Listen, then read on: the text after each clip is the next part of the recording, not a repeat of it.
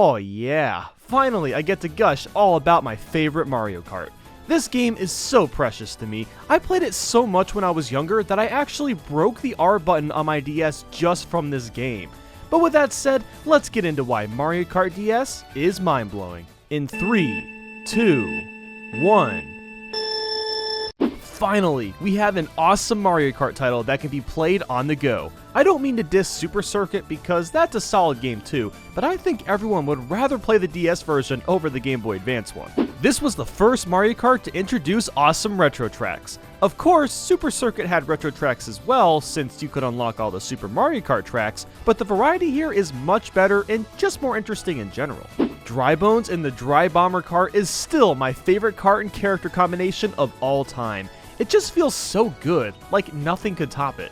Can we just talk about how creative the karts are? We have the Poltergust 4000, which is literally a vacuum cleaner car, a giant Rambi rider that references good old Rambi from Donkey Kong Country, an actual tractor, a plane with a creepy smile, a tank, and an excavator.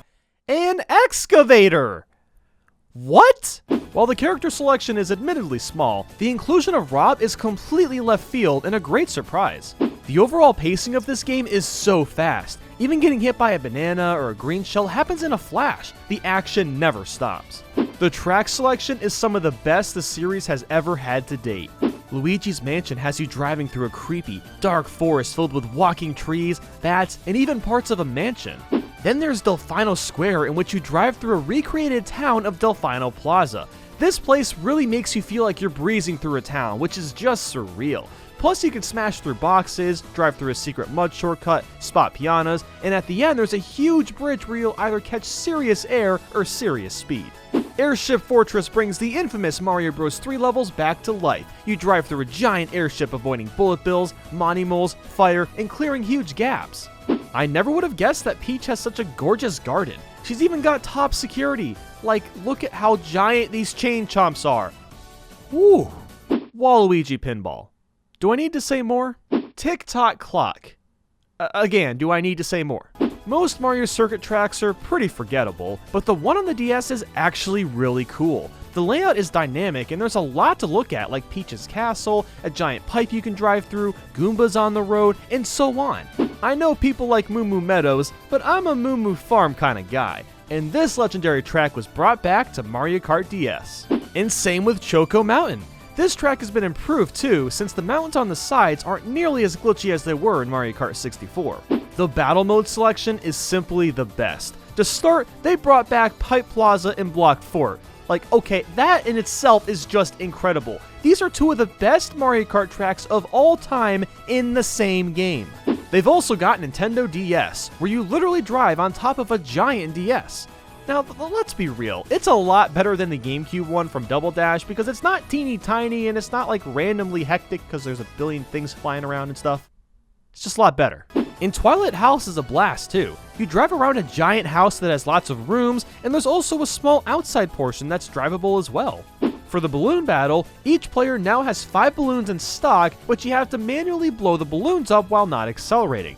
This makes battle mode so much more complex because you have to carefully decide if you want to blow up balloons or take a risk and try stealing balloons from others. The music really stands out in Mario Kart DS because it has no repeat soundtracks. Every place you visit has unique music of its own, and as you'd expect, all of them sound fantastic and properly present the racetrack you're on. And we haven't even gotten to the mission mode. Yeah, there's dozens of solo missions where you'll go through a variety of things like collecting coins, driving through gates, hitting Monty moles with green shells, and fighting bosses. Yeah, you can literally fight or race bosses.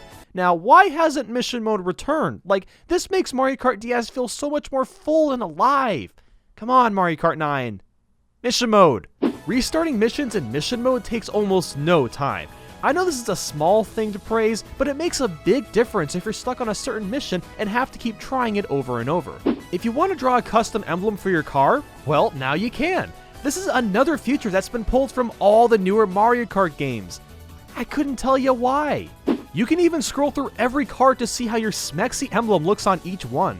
Mario Kart DS was the first one to introduce online play. The Wi-Fi connection doesn't work, of course, since it's so old, but back in the day, it was a crazy experience playing against people around the world. This was before online was more mainstream.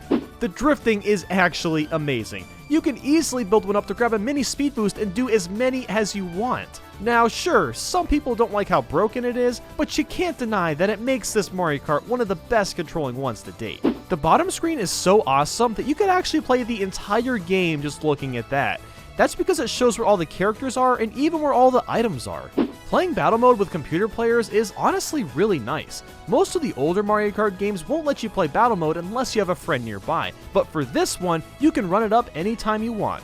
The new bullet bill item is so cool. If you're really far behind, this guy will actually help you out. And it's a heck of a lot better than getting stars or golden mushrooms, let me tell you that.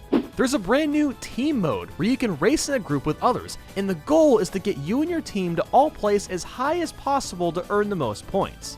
That OP item box in DK Summit that always gives you triple mushrooms or stars.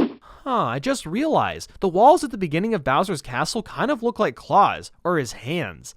That is trippy as hell. While this version of Rainbow Road isn't that impressive, the loop and corkscrew are pretty damn awesome.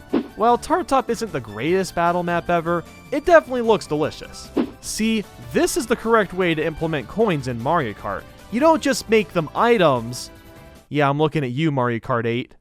Super Mario Kart. Well, that sure was a grand old time. But guess what? This video about Insaniquarium Deluxe is also a grand old time. It's about a fish simulator on steroids. Trust me, you don't want to miss this one. Like and subscribe if you enjoyed this, and let me know how Mario Kart DS is mind-blowing to you. Thanks so much for watching, and I hope you have a great day.